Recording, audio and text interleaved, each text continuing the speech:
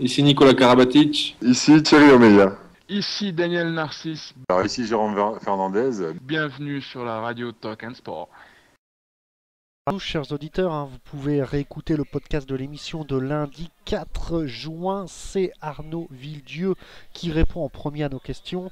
Forcément, on lui retrace un peu la carrière de Billière cette saison avec la montée en LNH et comment ne pas revenir sur les faits marquants de cette finale de play-off opposant à Mulhouse et les incidents qu'on connaît tous. Donc il répond aussi aux propos du coach de Mulhouse.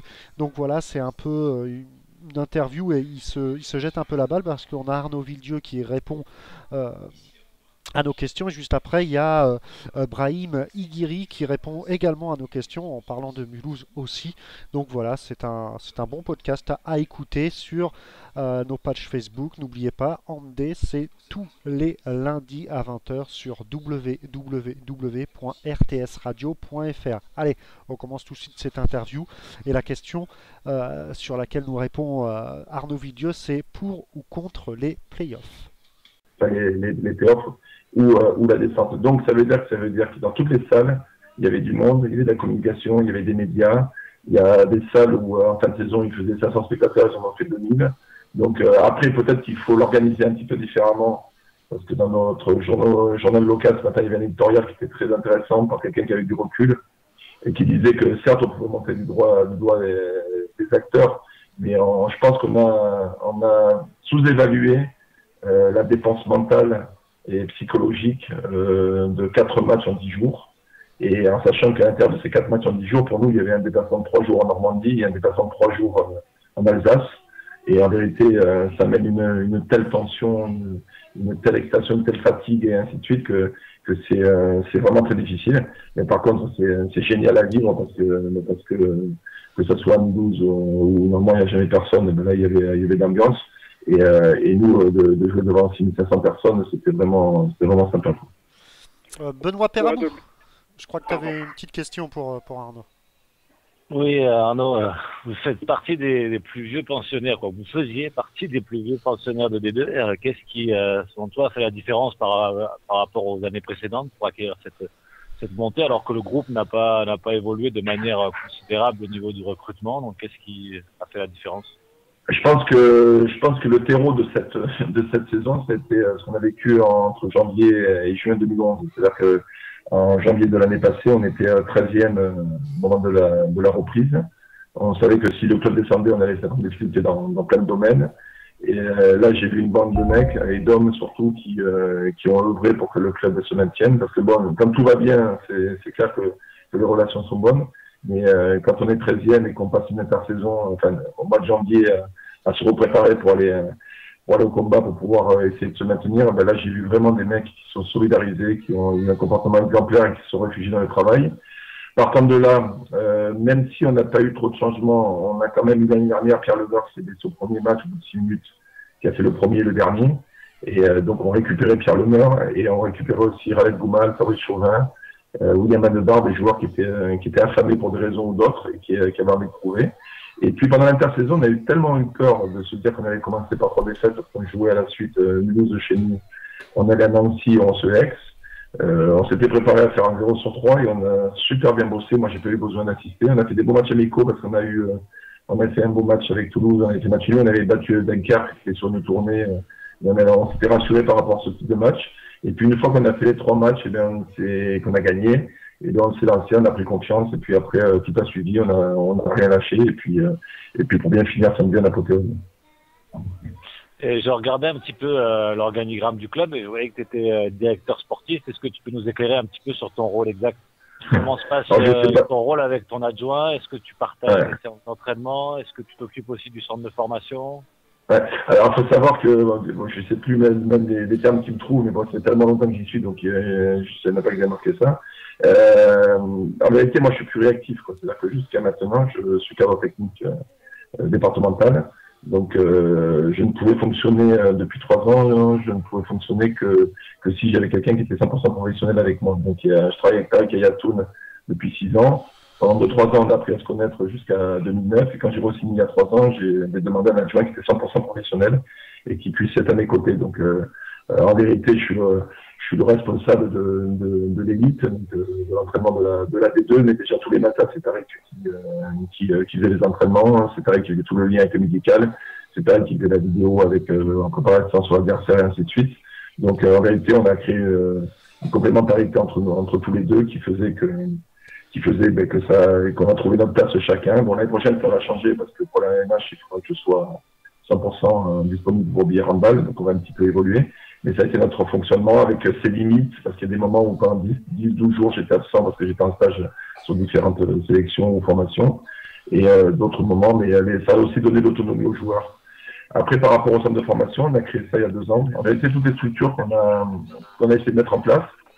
On a professionnalisé les équipes de jeunes, on a mis des entraîneurs diplômés sur le Manon 13 et sur le centre de formation. Donc pendant 2-3 ans, il s'est lancé avec de l'hébergement, on a bénéficié parce qu'à Pau, il y a un truc qui a été super bien mis en place avec l'an dernier, la section paloise, c'est une mutualisation des centres de formation. Et c'est Claude Bergeau qui avait créé ça, et il y a toute une structure qui existe, donc on l'a utilisée, et qui fait qu'aujourd'hui, même si on a des choses à mettre en place pour pouvoir continuer à grandir, la base des structures est lancée, notamment dans tout ce qui est technique. Alors, forcément, Arnaud, alors tout d'abord, on reçoit Michael Illes, qui est tout le temps avec nous et qui était un peu de retard. Bonsoir, Mika. Bonsoir tout le monde. Alors, on va revenir forcément sur ces playoffs et notamment sur le dernier match contre Mulhouse. Alors tout d'abord, petite question, jouer comme ça toute sa saison sur ce dernier match, j'imagine que ça doit être un sentiment particulier quand même. Ouais, c'est très fort parce qu'il faut surfer sur l'émotion, sur l'envie, sur la lucidité, sur une certaine stabilité émotionnelle parce qu'il faut pas craquer. Donc en vérité, on est sur le fil du rasoir et comme je vous l'ai dit tout à l'heure, en sachant qu'il y a 3 matchs en 10 jours avant et qu'en réalité c'est le point final et il faut surtout pas passer à travers. Et en plus nous à Pau, on était un petit peu tendus parce que la section paloise en rugby fait une finale contre Mont-de-Marsan pour monter en top 14. Juste 8 jours avant, le week-end précédent, il y a 87 bus de Pau qui sont partis à Bordeaux pour la finale. La section paloise était favorite et ils ont perdu. Donc c'est quelque chose qui nous trottait un petit peu dans la tête et ça met, je pense, un peu plus de tension encore au début du match, même par rapport au public qui a mal vécu cette finale de rugby. Et donc c'est vrai que c'était vraiment chargé d'émotions. Alors c'était chargé d'émotions, c'était très intense, on a pu lire et voir une salle vraiment chauffée un blanc et des incidents ont émaillé la rencontre. Alors on est obligé d'en parler un peu et on voulait avoir votre réaction et votre avis concernant un peu ces échauffourées, pardon. Il y a eu des altercations, des insultes. Alors qu'est-ce qui s'est véritablement passé, Arnaud ? Écoutez, alors, bien évidemment, les versions vont être différentes des uns des autres. Moi, je dirais que bien évidemment, personne n'est blanc et que c'est pour moi du 50-50 parce qu'il y a eu une telle tension notamment sur la fin du match. Maintenant, tellement de choses avec les réseaux sociaux et compagnie circulent depuis 48 heures. Donc, il y a des gens qui vont parler, qui arrêtent pas de parler sans avoir vu ce qui s'était passé. La bagarre générale à la fin, ça c'est unanime, c'est Mulhouse qui l'a déclenché. Maintenant, je propose, parce que moi je veux pas rentrer dans une polémique, c'est que les gens regardent le match, ils sont partis. Je pense que suffisamment de personnes a le code. Il faut tout simplement regarder le match et après comme ça les gens pourront parler. Et sur le match, on verra que la première fois, quand il y a eu le contact à la présentation, c'est Mulhouse qui a bousculé mon capitaine pour pouvoir créer l'incident. Après, c'est Mulhouse qui a été sanctionné dans les 20 premières minutes, c'est des grosses fautes, c'est des cravates, c'est ce qu'ils ont fait. Et après, il y a la bagarre générale. Alors, bien évidemment, je répète, on n'est pas tout blanc. Et bien évidemment, on avait mis un niveau d'agressivité qui était important. Genre, je reproche à mes joueurs sur la bagarre, parce qu'en plus, Piolor a la bonne réaction de faire un pas en arrière une fois qu'il a pris le coup de poing à la figure. Et les jeunes, ils sont allés, et puis après, ils m'ont dit, toute l'année, tout le monde être solidaires ensemble, donc c'est difficile de pas aller dans ce moment-là. Je le regrette sincèrement, parce que depuis, à ce moment-là, j'avais mes joueurs, ils pleuraient sur le terrain. Ils pleuraient de joie, on menait 22-16. Ils pleuraient, l'émotion commençait à les dépasser. Et depuis, ça crée tellement de foin et de buzz que ça en est gênant. Donc voilà, moi, je dirais pas que c'est la faute de Mulhouse. Je pense pas que c'est plus la faute de Billère. C'est du 50-50 Et tous ceux qui connaissent le handball, eh bien, regardez le match, regardez-le bien, et puis vous verrez exactement ce qui se passe. Et puis comme ça, après, les gens pourront parler. C'est juste dommage que beaucoup de personnes se permettent de parler sans avoir vu ce qui s'est passé réellement. Ouais, effectivement, c'est pour ça qu'on vous donne la parole. Stan, Et je vous remercie. bah, c'est normal. Stan, je crois que tu as une question si tu es là. Oui, ça concerne aussi un petit peu encore cette affaire. Est-ce qu'il n'y a pas eu un surplus de motivation ou d'agressivité pour un match quand même capital où à la base c'était vraiment dans le bon esprit? Non, mais bien évidemment, parce qu'en plus, en ayant gagné à Mulhouse, je pense que c'est là où on a assuré la montée, quoi. Parce que Mulhouse avait l'équipe, individuellement, l'équipe de Mulhouse est tellement supérieure à la nôtre. Donc c'est chez eux qu'ils ont pour moi, qui sont passés à travers. Maintenant, bien évidemment qu'il y avait un niveau d'agressivité qui était au-dessus de la norme, mais bien évidemment aussi que c'était un match qui était au-dessus de la norme. Donc, c'était limite du début à la fin. Le président de la Ligue est venu, et c'est vrai qu'il est venu dans les vestiaires. Et on a vu sur le site ce qu'il est allé dire à nous 12, mais il l'a dit aussi à nous. Donc, il a dit qu'il n'était pas content, qu'il y avait des débordements, mais il n'a pas montré du doigt les Biérois, ni les Mulhousiens. Il a dit qu'il y avait des débordements chez les deux équipes, dans tous les acteurs du jeu. Et il ne s'est absolument pas permis d'en citer un plutôt que l'autre. Il y a une commission de discipline, je pense, qui sera réunie, qui fera très bien son boulot. Et après, je trouve vraiment regrettable de faire parler les gens, de sortir des actions d'un contexte. Je vais vous donner une anecdote, et je pense que c'est un joueur honnête, et il le confirmera, c'est que Galop, à un moment, il est resté groggy, il s'est relevé, et il était à 1 mètre de moi, je lui dis ça va, et il me dit ouais, c'est Greg Martin, sans faire exprès, qui lui a mis un coup de coude. C'est-à-dire qu'il est rentré à pivot, Greg Martin il est monté, il est tombé, il a mis un coup de coude, et c'est son coéquipier qui lui a mis un coup de coude. Alors bon, 24 heures après, dans le site de Mulhouse, c'est une agression et ainsi de suite. Mais bon, je pense que si vous lui posez la question, enfin moi je vous le jure sur la tête de tout ce que j'ai qu'il m'a dit. Et voilà, c'est des choses qui vont être sorties d'un contexte après et qu'on va faire parler. Mais après, regardons le match. Regardez le match et puis là, tout sera plus clair pour tout le monde.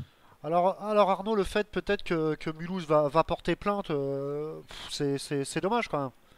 Bon, d'abord c'est dommage et surtout c'est ridicule parce que le seul joueur qui a été blessé, qui a été recousu, à qui on a pris des photos et qui a un arrêt de travail, c'est un joueur de billard qui a 8 points de suture et qui a l'œil qui est bien amoché. Donc jusqu'à maintenant, lui, il n'était pas dans cette logique-là. Mais le seul joueur qui a morflé réellement, c'est un joueur de billard. Donc s'il veut aller là, écoute, moi il y a 7-8 ans, j'ai mis Yakov qui a perdu ses 4 dents sur un contact. Oh là là.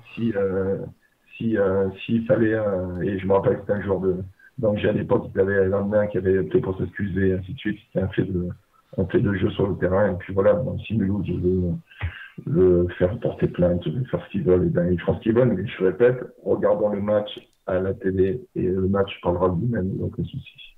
Moi, j'ai vu les images, j'ai vu le match. Donc on verra qu'il n'y a pas une équipe qui est toute blanc et une équipe qui est toute noire sur le terrain. Alors, dernière petite question, Stan, en ce qui concerne, on va dire, cette polémique.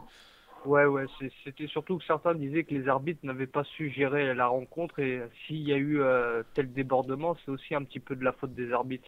Est-ce que c'est un petit peu ton avis aussi? Ben écoutez, moi d'abord, c'est faux ce qui a été dit aussi par Brahim de dire que c'était les arbitres qui avaient arbitré au match retour contre Vernon, parce que c'est absolument faux. Justement, c'est ce qu'on a eu au match aller à Vernon et on a perdu à Vernon. Donc ça aussi, c'est un mensonge de plus. Moi, écoutez, alors c'est facile, j'ai gagné, mais je pense que c'était extrêmement difficile pour eux. Que ce qu'a fait Mulhouse sur la présentation de l'équipe, ben, ça leur a pas rendu service. Et qu'à partir de là, de côté, moi, je trouve qu'ils ont fait ce qu'il fallait faire. Ils ont cessé de venir essayer de calmer les gens et ainsi de suite. Il y avait un climat qui était électrique, mais c'est l'enjeu de la rencontre qui a amené ça. Et puis moi, je veux dire, comment reprocher on a gagné à Mulhouse, le lendemain dans la presse, c'était la faute d'Anis et Ferrandier, des arbitres. Là, on a battu, c'est la faute des arbitres. Sauf que les deux paires d'arbitres, c'est les classements des suiveurs et de tous les entraîneurs. Ils ont été classés numéro 1 et numéro 2 sur toute leur saison. Alors bon, est-ce que c'est les arbitres classés numéro 1 et numéro 2 de la D2 qui doivent arbitrer ou des arbitres de la LNH? Je sais pas, mais en tout cas, sur l'arbitrage, moi, je pense qu'il n'y a pas grand-chose à dire. Maintenant, je suis bien évidemment vainqueur, donc mes propos seront sur mon tenté de subjectivité, mais bon, moi je rentre pas là-dedans. Bah voilà, vainqueur justement, la LNH l'année prochaine. J'imagine que la priorité numéro un, c'est de rester quand même en LNH. L'objectif, ça doit être celui-là, j'imagine. Bah écoutez, il y a cette deuxième phase Champions League qui nous fait un peu envie, donc non, mais bien évidemment, l'idée c'est de pas être ridicule. Mais bon, ça me paraît tellement compliqué au départ, mais je vous assure que quand en 99, on est monté de N1 en N2, en D2 à l'époque, j'avais dit en président, je vois pas comment on gagnera un match au niveau au-dessus. Bon, c'était il y a 13 ans, j'ai un peu plus de bouteilles maintenant. Je sais que ça va être énormément difficile, on va y aller avec énormément d'humilité parce que on rejoint des équipes qui sont majeurs, des joueurs d'handball qui sont professionnels depuis des années, et ainsi de suite. Donc, on a énormément de respect pour tous ces joueurs-là et beaucoup de fierté. Et on va montrer, on avait battu, quoi qu'on en dise, et je pense que les Toulousains avec les gars, on avait battu Toulouse au Palais des Sports à la régulière. Mais maintenant, il y a une différence de faire un coup de temps en temps contre une équipe de l'NH et combattre. Et c'est vrai que quand cette année, je vois que nos amis de District sont descendus avec l'équivalent de 8 victoires et de 2 matchs nuls, c'est-à-dire l'équivalent de 9 victoires. Avec l'équivalent de 9 victoires, on descend, on sait à quel point ça va être difficile, mais on va s'accrocher, on va essayer de montrer, je pense que ce qui se passe actuellement aussi va être une force pour nous, d'essayer de montrer qu'on mérite notre place et que qu'on a perdu que 4 matchs sur 30 matchs. Indéniable, ouais. Ouais, et puis pardon. Ouais, non, je disais que sachant aussi qu'il y a peut-être aussi le passage de 14 à 16 clubs, quoi. Donc, ouais, mais ça on le verra. Et puis, mais bon, voilà, c'est montrer ça. Après, ce qui va être extraordinaire, c'est de pouvoir se dire que sur 7-8 affiches, il y aura sûrement 7000 personnes au Palais des Sports, parce que sur les 7-8 grosses affiches, eh bien, il y aura exactement le même engouement, avec bien évidemment sûrement moins de tension. Mais il y aura le même engouement. Il va quand même avec un âge au Montpellier en Palais des Sports, donc c'est très bien passé. Un âge tout c'est très bien passé. Donc il y aura, je pense, une place pour le handball de haut niveau dans le Sud-Ouest. On a quitté avec les Girondins de Bordeaux il y a une dizaine d'années. Et donc maintenant ça va être ça à vivre. Mais on n'y va pas pour faire des photos, on n'y va pas pour demander des autographes, on y va pour essayer de montrer qu'on peut être à notre place et pour essayer de lutter pour essayer de se maintenir. Arnaud, tout à l'heure. Juste 2 secondes. Et par rapport justement aux délocalisations à Pau, est-ce que vous avez joué tous vos matchs à Pau ou il y aura un partage ou que les autres grosses affiches au Palais des Sports? C'est ça, c'est vraiment sur Tremblay au Palais des Sports ou au Sporting. Tu m'entends? Ouais. Oui, Jean. Ouais. Ça va dépendre. Ça va dépendre. Alors, d'abord, ce qu'il faut savoir, c'est qu'on pouvait être 3 clubs de haut niveau et que le Lambernet est descendu aussi. Ça, c'est un élément important dans la saison. Donc, les Lambernet étant descendu en basket, c'est pas qu'on est prioritaire, parce que les Lambernet à Pau, par rapport au Palais des Sports, c'est quand même quelque chose de géant. Mais par contre, on va pouvoir discuter, et le but, c'est quand même de faire au moins 2 tiers des matchs au Palais des Sports de Pau, quoi. Il faut savoir que Pau et Biard, c'est collé, quoi. On n'est pas à 10-20 km. On est vraiment collé. Le Palais des Sports, il est à 2 km du Sporting. Donc, c'est chez nous. Le Palais des Sports, il est rentré dans la compétence de l'agglomération paloise. Donc, on est vraiment, on va essayer d'y jouer assez régulièrement, de s'y entraîner assez régulièrement. Et de plus en plus d'offrir un spectacle pour pouvoir faire notamment les affiches au Palais des Sports. Arnaud? Oui. Oui, je veux savoir, est-ce que l'année prochaine, justement, à l'image de Chartres qui était Mavilly Chartres, qui devient Chartres-Mavilly, est-ce que le nom de Pau va être intégré dans le club ou ça reste BHB 64? Je sais pas du tout parce que là, il y a tellement de choses à gérer au niveau sportif que les dirigeants auront à gérer le reste. Donc peut-être que ça sera le cas.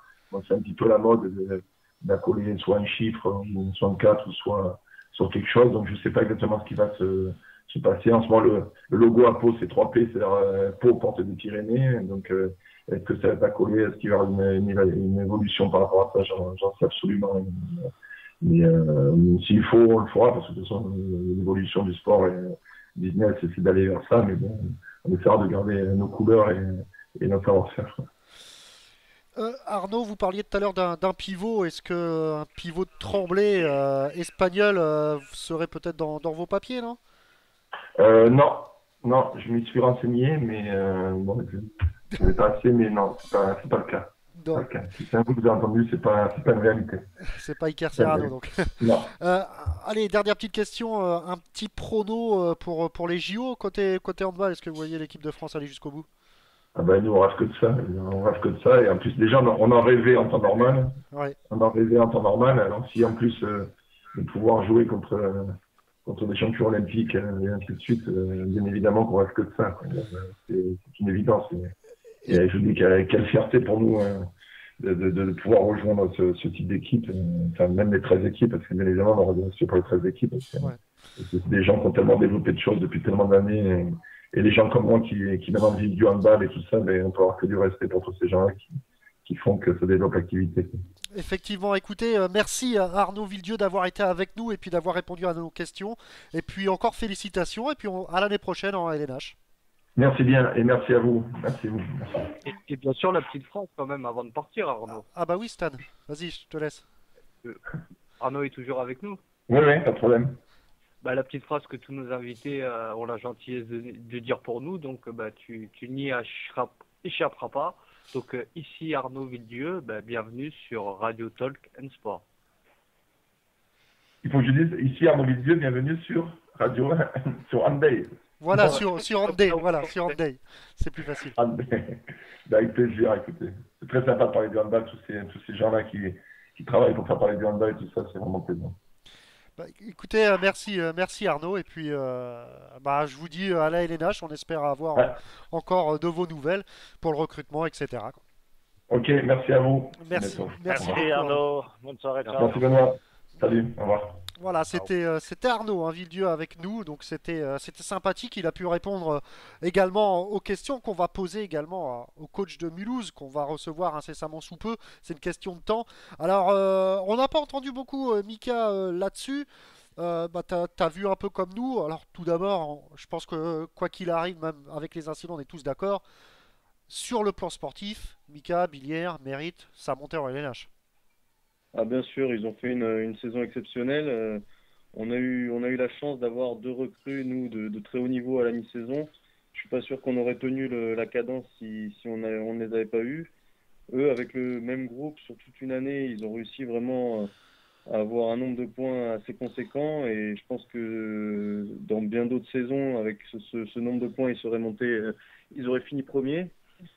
Et puis s'essouffler comme ça jusqu'à la fin et réussir à faire des matchs de play-off de cette qualité, c'est chapeau, quoi. C'est vraiment une très belle saison de Billière. Je suis un peu déçu que ça se termine comme ça.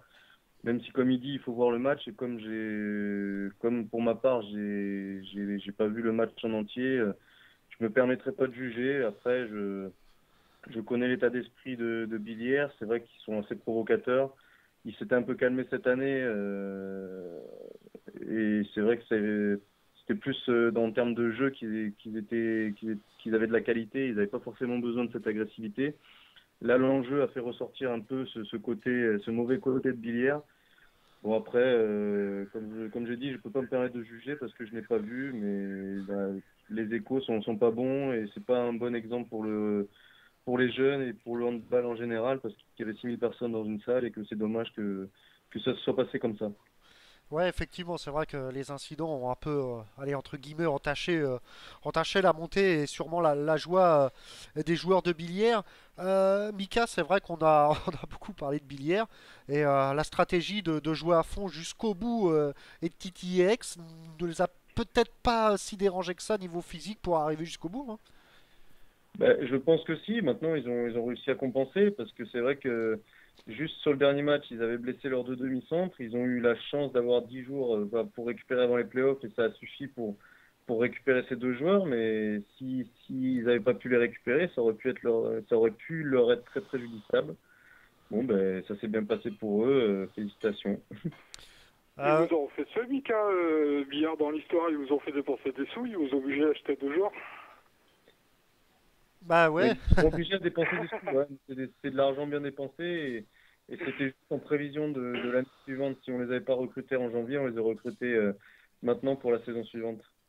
Ouais, non, mais c'était une boutade, quoi. Alors, Benoît, on t'a pas trop entendu également sur ces incidents qu'ont émaillé. Bon, bah, voilà, ça reste entre guillemets un fait de jeu. C'est dommageable pour Mulhouse, mais Billard était le plus fort. Oui, on a dit. Moi, sur les incidents, c'est pareil, je vais pas me prononcer. Puis cette On les a pas polémique commence à me, voilà, commence à me gonfler. Donc, j'avais pas invité spécialement Arnaud pour ça. On a pu en discuter en off cet après-midi. Voilà, il a pu défendre sa position. Maintenant, on attend celle de Brahim pour que chacun puisse exprimer ses idées. Maintenant, voilà, on connaît l'intensité que Bière met en défense. C'est sûr que sur un match avec un tel enjeu, il y a peut-être eu des choses qui ont été qui eu quelques débordements. Maintenant, voilà, ils ont mérité quand même sur l'ensemble de leur saison. Donc, il faudra de toute façon qu'ils redoublent d'intensité l'année prochaine pour pouvoir se maintenir en LNH. Donc, on risque quand même d'entendre encore parler de Bière, peut-être pas spécialement bien, mais ce sera aussi une de leurs armes l'année prochaine pour pouvoir se maintenir en LNH. Ouais, effectivement. On est sur la Pro D2, donc avant de recevoir le coach de Mulhouse, pardon. Un petit mot quand même sur le dossier de Saintes. Nico, est-ce que tu as des nouvelles là-dessus? Ouais, au niveau de Saintes, quelques nouvelles via la presse. Hein. C'est ce que je dis toujours, je parle pas au nom du club. Je trouve, je vais quand même donner mon avis perso, super courageux ce qu'est en train de faire Christophe Labelle à l'heure actuelle, le président de Saintes. Savoir qu'il y a une réunion au niveau du conseil d'administration où ça a été voté à main levée que le club devait être rétrogradé. S'en est suivi le lendemain soir, donc mercredi, une réunion du bureau directeur qui a aussi voté la rétrogradation du club. Et malgré ça, Christophe Labbé a décidé de se mettre en opération commando pour récupérer 100 000 euros en 5 jours. Il ne veut pas se résoudre à la descente. Malheureusement, j'ai du mal à croire qu'il va récupérer cet argent, mais je lui tire mon chapeau pour ce qu'il fait quand même. Ouais, donc Mais malheureusement, à l'heure actuelle, je dirais à 99%, j'aimerais bien me tromper, c'est très mal engagé pour Saintes quand même. Ouais, effectivement, c'est un peu mal engagé. Ouais, tout à fait. Il manque quand même 100 000 euros dans l'histoire. Donc avant, on attend, hein, dans quelques secondes, quelques minutes, on aura le coach de Mulhouse, hein, donc il va pas tarder à appeler. On va parler quand même de cette dernière journée de LNH qui... Alors je l'ai eu en off là, c'est juste une petite manipulation technique, mais je pense qu'on va l'avoir incessamment sous peu. Voilà, donc parfait. Alors juste une petite question. Bon, alors on va peut-être passer aux chiffres, de LNH avant de discuter de la dernière journée qui a eu quand même un lot de surprises assez exceptionnel, hein. Ça s'est joué vraiment jusqu'au Money Time. Je pense que vous l'avez vu comme nous, avec Istres, avec Paris, avec Nantes qui a éliminé, qui a pris la place de Dunkerque, alors qu'il y a quelques journées de ça, on pensait qu'ils étaient intouchables, Dunkerque. Donc on va juste parler un peu de chiffres que j'avais retrouvé. C'était super sympa. C'est sur le site Endzone, hein. N'hésitez pas à aller faire un tour. C'est un peu le tableau d'honneur de la Ligue 1. Alors Guillaume Sorina, malheureusement relégué avec Nîmes, est le meilleur buteur de la saison avec 162 réalisations. C'est pas mal. Je pense que c'est assez rare quand même qu'un des meilleurs buteurs soit dans une équipe qui est reléguée, Benoît. Ou Mika, par exemple. Ouais. Moi, je suis pas sûr de ce que tu dis, parce qu'en fait, le fait qu'il y ait un buteur vraiment dans une équipe, c'est un peu symptomatique d'une équipe qui se repose sur une seule personne. Et c'est pas forcément bon signe pour la santé de cette équipe au niveau collectif. Ouais, effectivement, c'est très dommageable. Après, il y a également la meilleure attaque, forcément, hein, Montpellier, 887 buts inscrits, soit une moyenne de 34 buts par match. Après, il y a Saint-Raph, hein, qui est pas mal et qui est pas deuxième. Saint-Raph qui est à 742 buts avec une moyenne de 28. Et après, il y a Célestat, le promu quand même, qui a à peu près la même moyenne que Saint-Raph avec 732 buts. Alors je vais passer un petit jingle pour tout simplement appeler là, et puis le coach Brahim, le coach de Mulhouse. Allez, voilà, de retour avec Brahim. Voilà, on a le coach de Mulhouse avec nous. Désolé un peu du retard. Alors Brahim, déjà tout d'abord, merci d'avoir Oui, je suis là, bonsoir. Bonsoir et merci d'avoir accepté l'invitation. Je vous en prie. Alors J'imagine qu'après un tel match et un tel dénouement, ça doit être difficile au niveau de l'émotion et l'état d'esprit dans lequel vous êtes, c'est assez compliqué, j'imagine. Oh ben, on a tiré une grande leçon. Vous savez, de tout un échec, on tire une grande leçon. On va savoir que dorénavant, si on veut éviter tous ces aléas des playoffs, d'ailleurs, moi, je n'étais pas pour les playoffs, parce qu'une équipe qui a fait comme Bière, qui était deuxième pendant toute l'année, jouer son accession sur des playoffs, même si ça peut ramener du fric, etc., etc. Je trouve que c'est dur. Voilà, alors donc, bien sûr qu'on a été déçus, mais en tout cas, la leçon à en tirer, c'est de jouer tout de suite le premier rôle, comme l'a fait Aix, d'être premier pour ne pas avoir à vivre des situations qu'on a vécues samedi ou même avant, quoi. Alors avant de revenir sur l'effet du match, on va quand même parler de la saison de Mulhouse qui a été plutôt bonne. Et justement, qu'est-ce qui vous a manqué, vous parlez d'Aix tout à l'heure, pour être au même niveau qu'Aix-en-Provence et d'accéder directement à l'NH? Ah ben, c'est très simple. Aix-en-Provence avait déjà une bonne équipe. Ils ont eu deux super renforts qui ont bonifié leur collectif. Et partant de là, ils ont assuré l'accession. Nous, on s'est loupé un peu au début, on a gardé le même effectif, et donc je pense que, je ne sais pas quel est l'effectif d'Aix, je pense qu'ils ont 16 à 17 joueurs. Moi, j'en ai 14. Quand il y a un blessé ou un suspendu, effectivement, ça fait des joueurs, des rotations à moins.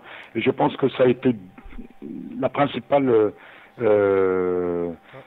situation qui a fait qu'on n'a pas pu gagner quelques matchs qui étaient importants. Justement, Michael Illes, un joueur d'Aix-en-Provence qui est tous les lundis. Ah, avec très bon joueur, très bon élève. Voilà, il est tous les lundis avec nous, c'est notre spécialiste avec Benoît Perabou. Alors Mika, justement, combien de joueurs à Aix? J'ai pas compris, combien de quoi? Combien de joueurs as-tu de dispo, on va dire? On a un groupe de 17. Ah, on a un petit souci avec Mika, on l'entend très peu. Vous m'entendez pas? Un petit peu, ça concerne. Combien il a dit? 17? 17, ouais. On a un groupe de 17, ouais. 17 joueurs. Ouais, c'est ça, voilà. Donc nous, on était 14 et puis ça pose problème. Alors quand un gardien manque, j'en ai qu'un seul et quand un joueur se blesse ou il est suspendu ou que les deux arrivent en même temps, eh ben on joue avec un effectif réduit. D'où les rotations et donc d'où la fatigue, d'où les blessures, etc. Mais ça ne justifie pas la totalité, hein. Ouais, Mika. Ouais. Pardon? Si je peux me permettre, vous avez quand même raté votre entame de championnat parce que certes l'effectif était un peu moindre que celui de Aix, mais si vous aviez fait un bon début de championnat, vous avez ensuite enchaîné vraiment beaucoup de victoires d'affilée et vous étiez vraiment dans le bon wagon. Non, mais c'est vrai. Mais le problème n'était pas là. Enfin, le problème a été le même. Puisqu'en début de championnat, le premier match de Bière qu'on perd d'un but, on avait Victor Boileau blessé et Guirec Cherrier suspendu. Ah, d'accord. Ouais, effectivement. Donc c'était toujours l'éternel problème que j'avais à résoudre. Et j'ai tiré sur les mêmes pendant très longtemps. Ce qui fait qu'ils ont eu des tendinites et on a continué. Et puis voilà. Ouais. Non, mais bon, c'est pas des excuses. Hein. Je veux dire, Aix était quand même meilleur cette année et puis ils ont tout fait pour pouvoir grimper. Il y avait quand même une grosse histoire d'effectifs quand même. C'est vrai. Pardon? Je suis le premier à dire que on avait la chance d'avoir un effectif fourni. Et que oui, c'est important, hein, quand on joue aussi longtemps avec les coupes, etc. Non, mais de toute façon, Aix, mais Bière aussi a fait une bonne saison, hein. Ils sont restés deuxième tout le temps. Hein. Ouais, deuxième tout le temps. Je veux dire, les deux clubs, là, à part nous qui étions décrochés, effectivement, pour avoir perdu 3 matchs sur 4 au début, tout le monde a fait une bonne saison. Bon, avec Dijon aussi, hein. Benoît, je crois que tu avais une petite question. Oui, bonsoir Brahim. Bonsoir. Tu parles justement de pouvoir prendre la place de Aix la saison prochaine pour éviter donc ces playoffs. Quelle stratégie tu vas mettre en place et quel recrutement tu vas avoir à ta disposition pour pouvoir prétendre à une place de premier, surtout qu'il y a quand même 2 équipes emblématiques de l'ENH qui redescendent, qui sont East et Nîmes. Oui, je sais. C'est vrai que c'est d'où l'importance d'un renfort donc au niveau d'un gardien, pour qu'on en ait 3, parce que nous on en a que 2. Donc c'est un jeune club, hein, le MHSA. Hein. C'est la première année où il s'est retrouvé seul, donc c'est pour expliquer le manque de budget. Hein. Et un gardien, je disais donc, et un arrière, Alors qu'il soit gaucher ou droitier, peu importe, mais il faut un arrière défenseur shooter, voilà. Donc ça, c'est les deux orientations, on ne peut pas avoir plus pour l'instant. Si on était monté, à la limite, on aurait pu trouver un peu plus d'argent, mais pour l'instant, ça sera ça. Donc voilà. Par rapport à vos moyens financiers, est-ce que ça va être exponentiel et vous permettre de recrutement en fonction de vos objectifs? Il faudrait s'en rapprocher le plus, c'est-à-dire qu'il va falloir être bon gestionnaire. Je pense que c'est le cas actuellement pour tout le monde, que ce soit l'État de France ou tous les États et les clubs. Donc il va falloir absolument, même en ayant très peu d'argent, trouver ce qu'a fait Aix. Aix, c'était merveilleux ce qu'ils ont fait. L'arrière droit c'est une pépite. Hein. En plus, le demi-centre qui avait signé pour 6 mois, m'a-t-on dit, hein, c'est excellent. Donc voilà, il y a des opportunités comme ça qui peuvent se présenter. Il est évident que, vu la conjoncture, les clubs espagnols, les joueurs, enfin, il y a des joueurs qui sont en Espagne et il y aura beaucoup de joueurs qui seront sur le marché. Ouais, effectivement, il y a peut-être des opportunités à prendre de à ce côté. saisir. Voilà. C'est ça. Mika? Ouais, moi je voulais parler essentiellement budget. Déjà, est-ce que vous auriez eu le budget au niveau financier pour monter si vous aviez pu monter cette année? Et est-ce que vous allez vous en rapprocher la saison prochaine au cas où vous pourriez monter?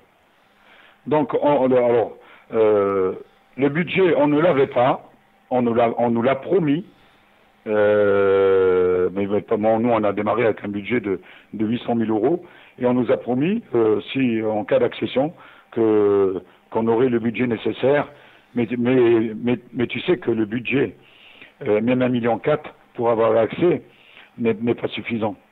Là où vous faites l'ascenseur, il faut un budget, à mon avis, 1,6 million et plus. Voilà, donc sincèrement, ça sera très dur. Mais par contre, il y a énormément de travail qui est fait sur Mulhouse, sur les entreprises, donc le partenariat. Et je pense ils auraient peut-être trouvé l'argent. Maintenant qu'on n'est pas monté, on va avoir un manque, hein, ça c'est clair. Et il va falloir trouver des joueurs qui soient pas trop chers. Alors comme dirait Bakti, qui soient pas trop chers, qui soient bons, qui soient donc Karabatic, quoi. Mais bon, en n'étant pas cher. Voilà. Et ça se trouve pas. Ouais, malheureusement, c'est un peu. Ouais, Nico, vas-y. Oui. Ouais, salut Brahim, Nicolas Sainte. Oui, salut. Marqué, moi, au niveau de Mulhouse. Pardon, j'ai pas entendu là. Pardon, ce qui m'a un petit peu marqué au niveau de Mulhouse, si je me trompe pas, c'est le peu de public que vous avez chez vous. Je vois au niveau de la finale aller, le Palais des Sports est à moitié plein seulement. Le peu de public. Le peu de public. Oui, mais ces derniers temps, il y en a eu. Hein. On a tourné à peu près à... C'est vrai qu'il y a de la place. C'est un bon outil de travail. Mais on a tourné entre 1005 et 2000, une moyenne de 1005 et 2000. On a fait quand on a fait le plein, c'était quand Istres était venu, c'était quand surtout Chambéry était venu. Là, je crois qu'il y avait 3800 spectateurs. Donc, je pense qu'il y a un potentiel. Dernièrement, sur le dernier match de Dijon et de Bière, on a fait, bon, honnêtement, moins qu'au Palais des Sports de Pau, on a fait 2800 personnes. Mais bon, je pense qu'il y a un public pour Mulhouse, hein, parce que quand moi je suis venu la première fois à Mulhouse, Mulhouse était en D1 et il y avait un public, il y avait 4000 spectateurs en moyenne, surtout quand il y avait un derby, qui opposait Mulhouse, c'est le FCM, à Altkirch, parce que j'habite à Altkirch, et il y avait 4000 spectateurs. Hein. Donc il y a un potentiel, mais il faut qu'on joue plus haut. Ouais, c'est pour ça que j'étais un petit peu étonné, moi, au niveau de la finale allée. Je pensais qu'il y aurait plus de monde au Palais des Sports. Il y aurait qu'il y aurait plus de monde au niveau du Palais des Sports lors de la finale allée. Ouais, il y avait... Là, par contre, on a été déçus. Ouais. Je ne sais pas pourquoi. Je pensais aussi qu'il y aurait plus de monde. Mais on a été déçus. D'ailleurs, ce qui fait que... et nous-mêmes, on n'a pas été bons, hein, ce soir-là. C'était le mercredi soir. Pour prétendre à autre chose, il aurait fallu déjà... gagner mercredi soir, hein, pour aller faire la suite le samedi à Pau. Donc nous on s'est loupé et effectivement il y avait quoi 2000 spectateurs je pense, ou exactement combien, hein, mais il n'était pas plein. Ouais, puis c'est un match. Il n'était pas plein. Un match en semaine comme ça, un mercredi, c'est peut-être pas non plus l'idéal pour rassembler. C'est vrai. Et justement, c'est vrai que. Ouais. Oui, Brahim, justement, est-ce que c'est sur ce match-là que vous perdez l'accession à l'NH? Moi, je pense que oui. Je pense que oui. Là, on a mené pendant 50 minutes et on s'est effondré à la fin. On a pris 2 contre-attaques. Il y a une différence de début. Ils ont bien joué le coup. Et je pense que nous, on a raté donc l'accession et la finale ce jour-là. Et le mercredi, c'est vrai que c'est difficile de réunir du monde, mais il y avait quand même pas mal. Il y avait 2000. C'est vrai que le Palais des Sports n'était pas plein. Alors on va revenir. C'est vrai que c'était un mercredi soir aussi. Ouais, hein, mercredi soir. Mais oui, c'était un mercredi soir, oui. Ouais. Alors on va revenir forcément sur le match de samedi. Alors on va pas vous le cacher, je sais pas si vous avez peut-être écouté tout à l'heure, mais on a eu votre homologue de Billère. Oui. Je sais pas si vous avez écouté, donc il est revenu un peu sur les incidents qui ont émaillé cette rencontre en disant... Non, j'ai pas écouté, je venais juste de rentrer. Il était 20h quand je suis rentré, j'ai pas pu mettre. J'ai essayé de faire marcher le Skype et je ne sais pas, c'est la première fois que Skype me demande des crédits. Et alors le temps que j'achète, etc. Donc je ne pouvais pas. Non, alors, voilà en gros, donc j'ai pas pu écouter effectivement. Il y aura le podcast disponible, ne vous inquiétez pas, mais en clair il dit que personne n'est blanc et personne n'est noir, donc à chacun sa faute. Et alors on voudrait avoir aussi et vous donner la parole en ce qui concerne ça. Il y a eu des provocations. Alors forcément, le coach de Billère dit un peu que c'est peut-être un peu Mulhouse aussi qui a répondu et qui a provoqué. Alors vous, on voudrait savoir vraiment votre avis parce qu'on l'a donné aussi à Arnaud Villedieu. Donc voilà, on voudrait savoir un peu ce qui s'est réellement passé du côté de Bah écoutez, c'est très simple.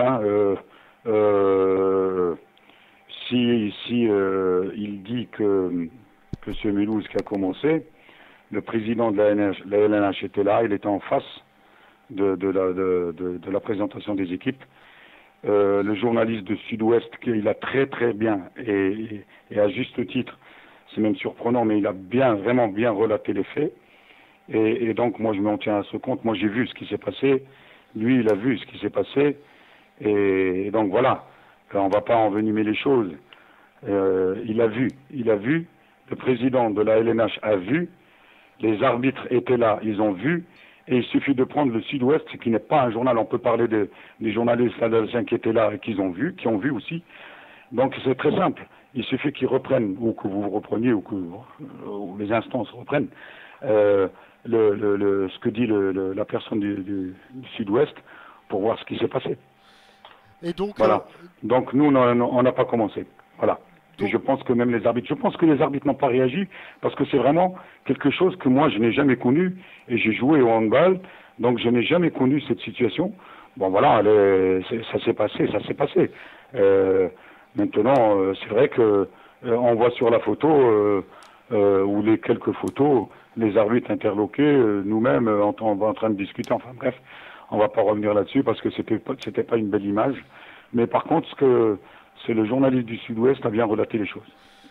Donc, est-ce que vous pensez également au niveau arbitrage, ça va être complètement difficile, mais est-ce que un peu le match leur a un peu échappé au corps arbitral et que ça a engendré aussi peut-être un peu plus de pression? Bah oui, vous savez, quand vous ne prenez pas de décision à partir du moment où ça s'est passé sous vos yeux et vous ne prenez pas de décision, que ce soit contre nous ou contre eux, peu importe, c'est à eux de voir ce qui s'est passé et ils l'ont vu. Donc après c'est problématique, hein. Voilà. C'était pas bien, quoi. Bon, c'est tout, hein. Moi j'ai pas d'autres choses à ajouter, hein. Ouais. Voilà, c'était pas bien. Voilà, c'est tout. Par contre, le club de Mulhouse porte plainte, me semble-t-il. Oh, moi je suis pas pour toutes ces histoires-là, c'est de la connerie, ça. Ça m'intéresse pas, ça. Ouais. Billère a gagné, il monte, tant pis. Nous on en a tiré une conclusion, c'est que il faut être parmi les premiers pour éviter de faire des playoffs, ou alors il faut changer le système des playoffs. Et je vous ai dit d'entrée de jeu que moi, c'est vrai que j'avais pas voté pour. J'étais pas d'accord pour ça parce que j'estime qu'une équipe qui se classe deuxième dans un championnat aussi dur devrait monter et ne devrait pas faire des playoffs. Maintenant, ça a son charme. Quand on a joué au Palais des Sports à Pau, qui avait 5000 spectateurs, c'était bien. Maintenant, le spectacle n'a pas été au niveau. Alors ouais, effectivement. Pardon ? Ouais, Nicolas avec. Ouais, Brahim. Pardon, oui. Sans faire monter la sauce, tu me disais que ce qui t'avait quand même marqué, c'était le comportement de Pierre Nahor au moment de la présentation, quoi. Pardon, j'entends mal là. Ouais, je crois que Nicolas, il a un problème de connexion. Il vous disait que ce qui vous aurait énervé, c'est un peu au niveau de quand il y a eu la présentation des équipes, c'était le comportement de Pierre Nahor. Ah oui, oui, non, mais ça c'est vrai, on peut pas le nier. Je pense que, je ne sais pas pourquoi, parce que d'habitude on ne tape pas sur la poitrine et on touche pas le cou. Et le monsieur a bien dit du Sud-Ouest, parce que j'en reviens, parce que c'était vraiment quelque chose d'important. Je ne vais même pas parler des journalistes alsaciens qui ont pris photo, ils ont constaté la même chose. A confondu la prise de main avec la prise de cou. Donc voilà, on vient pas saluer les gens, on tape dans les mains et on tape pas au cou. Ouais. Et donc voilà, et donc c'était un peu provocateur, et automatiquement, quand c'est provocateur, vous savez, les hommes sont des hommes. Au bout d'un moment, ils réagissent, quoi. Ouais, ça commençait mal.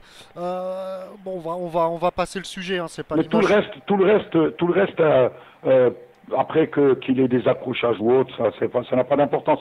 Qu'il y ait des insultes, on les entend pas, nous. Enfin, les joueurs qui passent à côté, eh ben, bien sûr, ils les entendent. Mais je veux dire, dans le match, chacun s'était chargé de suivre son équipe et de regarder ce qui se passe. On était beaucoup plus intéressés par ça. Moi, ce que je trouvais un peu pas juste, c'est que les fautes n'étaient pas sanctionnées. C'est l'incohérence donc les fautes n'étaient pas sanctionnées de la même façon. Et ma foi, voilà, c'est tout. Donc le reste, c'est vrai que nous, on a trouvé que lors de la présentation, et le président de la LNH est venu dans notre vestiaire, on en a parlé, et il a vu la même chose que nous. Notre adjoint au sport qui s'est déplacé de Mulhouse a vu la même chose que nous. Et le contraire, celui qui dit le contraire, il se ment à lui-même, quoi. Voilà. On verra de toute façon les suites de cette affaire. On en reparlera sûrement dans les journaux.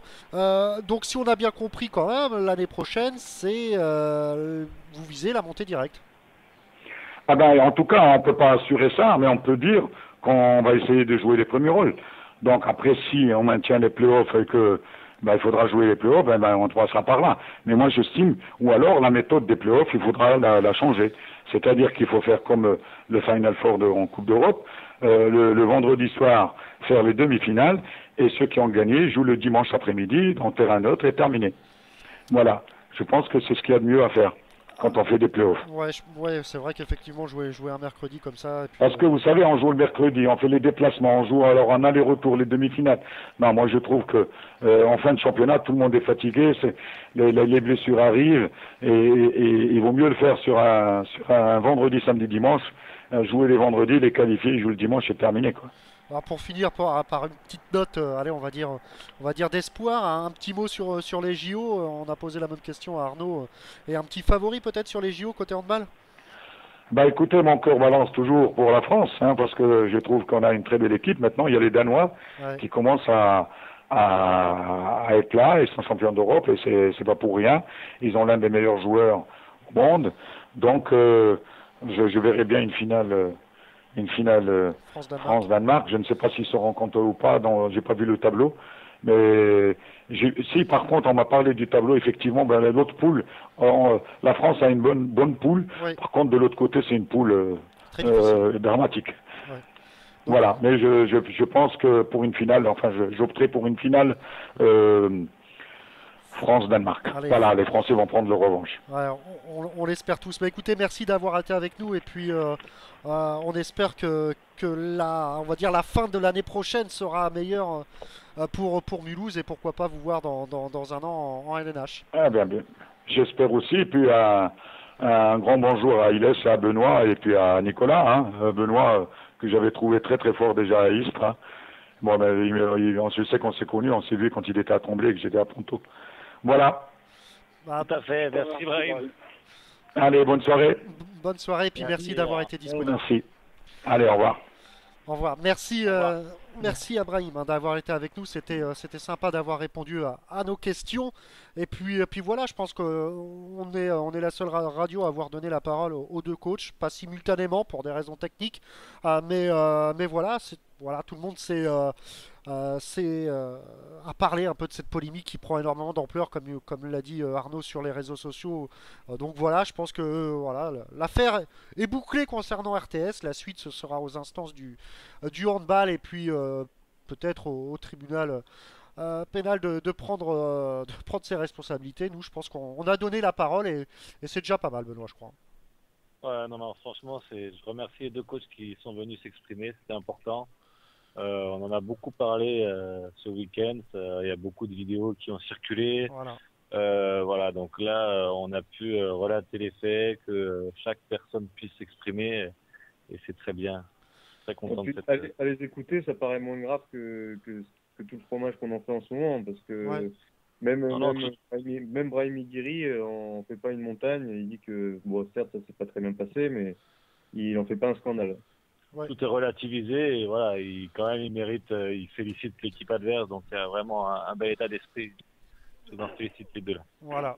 Deux équipes voilà, qui jouaient aussi le match le plus important de leur saison. Alors forcément il y a des tensions comme dans n'importe quel sport, et c'est pas parce que c'est le handball, les hommes sont des hommes, comme il a dit exactement. Et puis voilà, hein, après j'imagine, et je pense que vous connaissez ça, vous joueurs de haut niveau, jouer la saison sur un match, imagine la tension qu'il doit avoir, et le moindre petite étincelle enflamme tout ça. Donc voilà, c'était une volonté, hein, de Handé et d'RTS de donner la parole un peu à ce qui est un peu l'événement de la Pro D2. Et puis maintenant on va passer à la LNH, la dernière journée. Pourquoi? Parce qu'on n'en a pas parlé. Et il y a eu pas mal de surprises, notamment, et on va dire la plus grande, Mika, c'est Nantes qui chip cette place qualificative pour la Coupe d'Europe à Dunkerque. Et ça, c'est une grosse surprise. Ouais, c'est une semi-surprise. C'est une grosse surprise si on nous l'avait dit il y a 5 ou 6 journées. Maintenant, c'est vrai que sur le match en lui-même, même si ça se passait à Dunkerque était émoussé. Il restait sur 2 matchs difficiles en Coupe d'Europe et une défaite, je crois, contre Paris en championnat. Donc, ils n'étaient pas dans une très bonne dynamique, au contraire de Nantes qui, depuis quelques matchs, était vraiment en forme.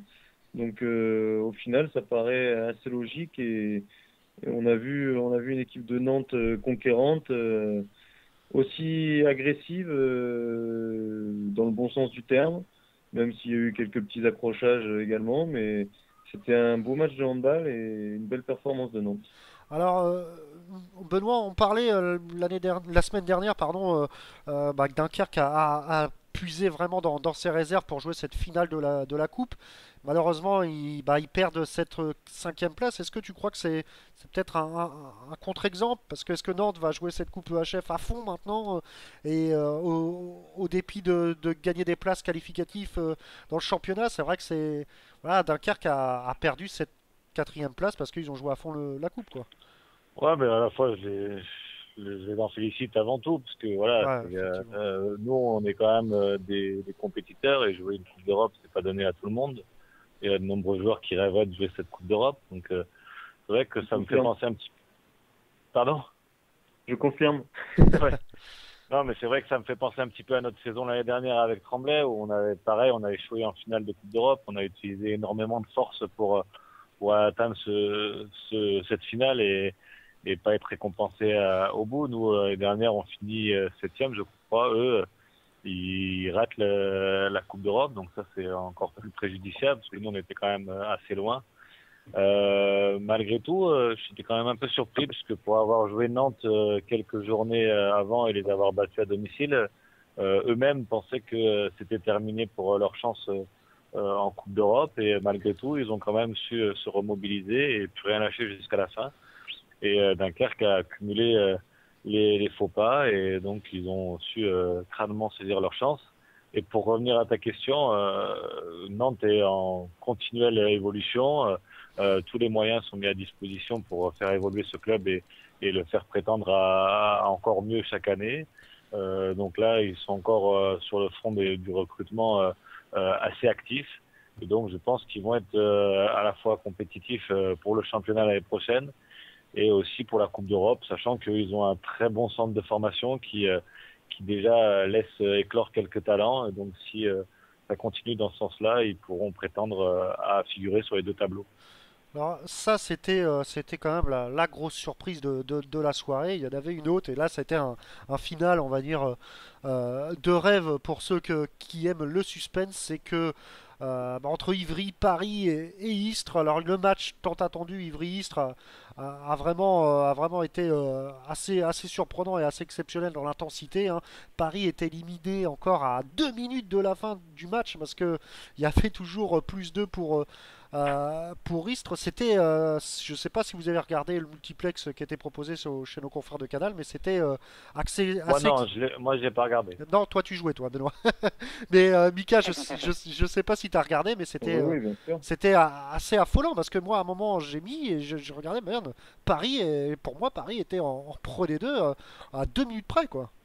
Ouais, mais ils se sont pas donné les moyens de se maintenir de toute façon parce qu'ils ont été assez ridicules à Chambéry. Ouais. Je trouve ça assez dommage, même si Chambéry c'est une grande équipe et que c'était un match de gala et qu'ils y ont mis les ingrédients. Je pense que Chambéry n'ayant plus rien à jouer et Paris ayant sa peau à jouer, c'est assez dommage qu'ils n'aient pas réussi À faire quelque à chose. maintenir une pression supérieure sur Chambéry. Maintenant, Is de son côté a joué crânement sa chance, mais Ivry de son côté, lui n'a rien laissé. Et il faut féliciter Ivry surtout parce que c'est vrai que j'entendais des petits commentaires à la fin sur Canal+ où on disait ça y est, Paris a perdu, il suffit qu'Ivry laisse le match et Paris descend, ce serait peut-être mieux pour Ivry sur la région parisienne. Bon, finalement, ils ont joué le match à fond et c'est bien pour le handball français. On est content de voir Paris se maintenir et je pense que ça va être un moteur du handball français dans les années à venir. Donc c'est que du positif, Alors, même si je suis désolé pour Istres. Alors ouais, c'est Benoît, un petit mot quand même. Istres, Nîmes qui descendent. Bon, c'était un suspense, c'est vraiment insoutenable. Paris qui se sauve, allez, on va dire vraiment à quelques points, à quelques buts près. Non, mais c'est vrai que là, pour en revenir à ce que disait Mika, je suis complètement d'accord et je lisais encore une interview de Bruno Martinet, le manager général de Paris, qui a été complètement désolé par rapport à la prestation de ces joueurs qui jouent quand même leur maintien. Ils avaient vraiment leur destin entre leurs mains, même si c'est difficile d'aller faire un résultat à Paris. Un match nul, les qualifier automatiquement en LNH. Et là, ils ont pris quand même une grosse valise, donc c'était pas ce maintien est plus qu'inespéré pour eux.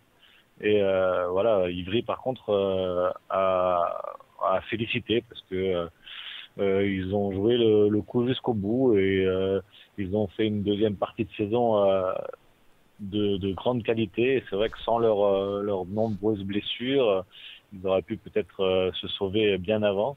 Mais voilà, je reste quand même très déçu pour mes ex-coéquipiers des Istres.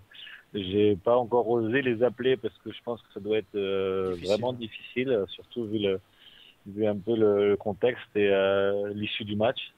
Donc j'espère qu'ils retrouveront rapidement la LNH et qu'ils vont partir sur de nouvelles bases pour faire évoluer ce club qui vivotait depuis un certain temps sans jamais être trop inquiété, mais sans jamais être trop brillant. Et là, hélas, ils sont passés à la trappe. Donc j'espère qu'ils vont pouvoir remonter pour pouvoir de nouveau prétendre à une place dans l'élite. Alors justement, cette place dans l'élite, c'est Paris qui l'a récupéré, un non-match face à Chambéry, victoire assez facile de Chambéry. Justement, Paris, donc voilà, c'est officiel, l'organigramme est tombé, le Qatari met les pieds du côté du Paris Handball. Donc c'est bien Jean-Claude Blanc qui a été nommé directeur général délégué, la fonction qu'il occupe également au Paris Saint-Germain. Donc ça, on parle de football, et c'est bien Nasser El Khelaïfi qui a repris le PSG, qui reprend Paris Handball à hauteur de 100%. C'est à noter aussi. Donc c'est 100% départ. Le club lui appartient. Justement, j'aurais aimé savoir un peu vos réactions concernant le Qatar. Alors, il y en a beaucoup qui disent que ça va fausser le championnat. Voilà, un peu comme au foot, il n'y a pas à se voiler. Les Qataris arrivent, ça va être des millions et puis des grands joueurs. Et puis, il n'y aura plus d'historique. Ça sera vraiment qu'au pétrodollar que Paris gagnera son prochain titre. J'aurais aimé savoir un peu, et je vais commencer par donner la parole à Nico, puis après Stan, parce qu'il connaît ça, lui, supporter parisien. Donc Nico, bonne ou mauvaise nouvelle pour le monde du handball? Je suis bien passé pour parler parce que j'étais ce week-end à la nuit du handball, j'ai rencontré Patrice Canaillé. Je crois que la meilleure réponse, c'est Patrice qui l'a apporté en disant, en citant le championnat de France de foot cette année, il a un petit peu chambré un journaliste en disant, mais vas-y, dites-le, qui est champion de France de foot cette année? C'est Montpellier. Et Patrice Canaillé, ça l'a beaucoup fait rigoler, quoi, cette histoire de pétrodollar. Et toi, à titre personnel, t'as pas peur non plus que ça pourrisse un peu le monde du hand? le monde du hand, honnêtement, moi, à titre perso, moi, j'aime pas du tout l'investissement du Qatar, franchement. Allez, c'est Ah. dit. On va passer la question à Stan. Alors Stan, toi, tu le vis encore plus intensément parce que tu es supporter de Paris Saint-Germain et tu vis ce que vit un peu Paris Handball. On a perdu Stan, décidément. Allez, la parole aux spécialistes, Benoît Perabou et Mika Liles. Allez, Mika, qu'est-ce qu'on dit comment vois-tu l'arrivée du handball l'arrivée du Qatar? Vous le savez très bien, moi je milite pour depuis le début. Je pense que ça ne peut être que positif. Le sport, de toute façon, de plus en plus est en rapport avec l'argent. Donc les Qataris à Paris, ça va faire un autre gros club dans le paysage du handball français. C'est-à-dire 3 gros clubs avec Chambéry qui peuvent prétendre à faire quelque chose en Ligue des Champions. Je pense que d'ici 2-3 ans, à coup de pétrodollars, comme vous dites, Paris sera compétitif pour peut-être même aller au Final Four, au même titre que Montpellier. Et c'est vraiment une bonne chose pour le handball français. Ça va ramener des stars, peut-être même allemandes, peut-être même des stars qu'on ne pouvait pas prétendre avoir avant l'arrivée de ces investisseurs. Et ça va également tirer vers le haut tous les autres clubs qui, s'ils veulent prétendre à quelque chose, vont devoir un peu se bouger pour récupérer des sous et pourquoi pas aller titiller d'autres milliardaires pour venir investir quelques millions dans leur club. Alors Sabine sur le chat nous dit voilà comment le fric va pourrir le hand et truquer le championnat. Et toi Benoît, est-ce que tu crois que ça va créer une émulsion? Pourquoi truquer? Ça a toujours été comme ça. On ne dit pas que le championnat a été truqué parce que Montpellier, la région a mis 2 millions pour recruter Karabatic. Ils ont un budget 3 fois supérieur à tout le monde. C'est le monde du sport et le club qui a eu l'intelligence et parfois la chance de trouver des investisseurs pour se développer, réussit, c'est tout. Ouais. Oui Nico, tu dis?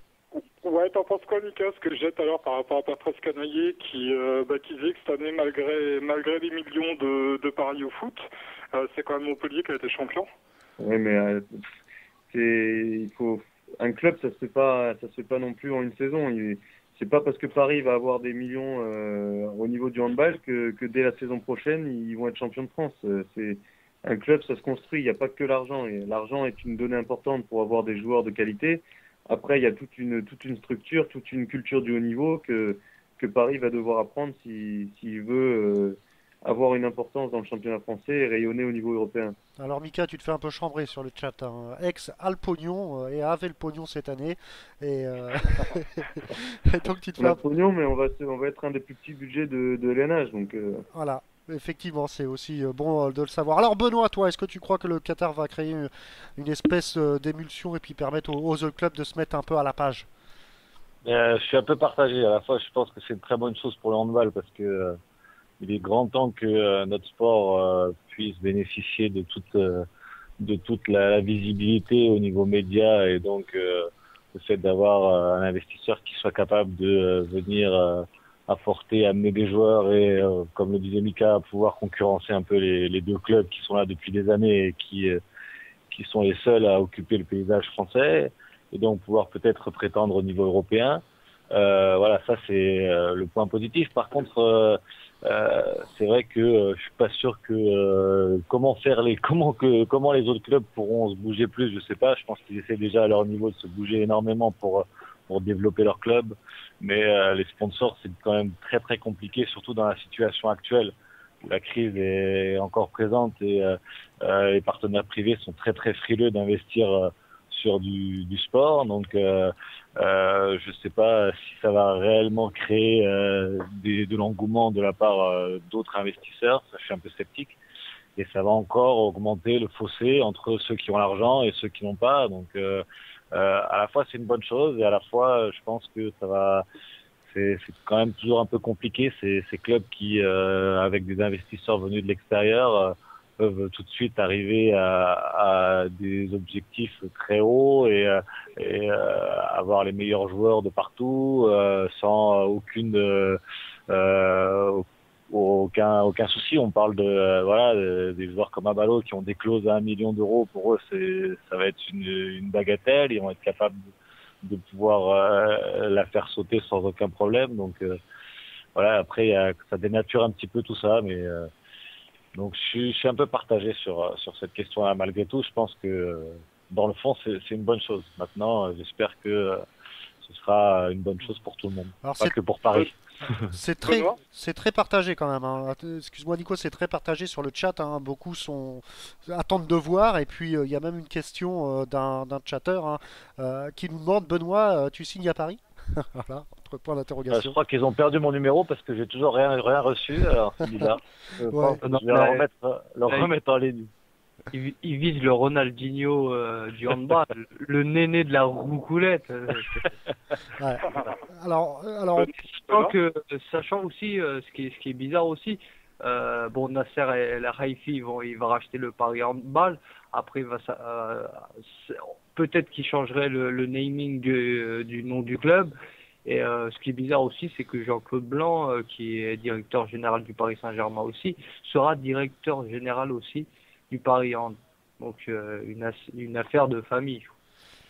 ouais, et puis c'est peut-être aussi le fait que de travailler toujours avec les mêmes personnes, hein. On sait très bien que niveau c'est quand même deux choses différentes. Ouais, mais non, parce que niveau financier, c'est plus ou moins pareil, sauf qu'on parle d'1 million pour une clause d'Abalo, et alors Abalo, ça fait quand même partie d'un joueur du même topo qu'un Rooney ou qu'un Ibrahimovic, mais je pense que c'est surtout, ça sera toujours, et c'est pour ça que Bruno Martini est resté, ça sera toujours lui qui va gérer, je pense, niveau recrutement, niveau joueur, et après niveau financier, c'est Jean-Claude Blanc qui va gérer. Je pense que ça va, je sais pas ce que vous en dites, Benoît Mika, mais je pense que ça va plutôt se gérer, se goupiller comme ça, quoi.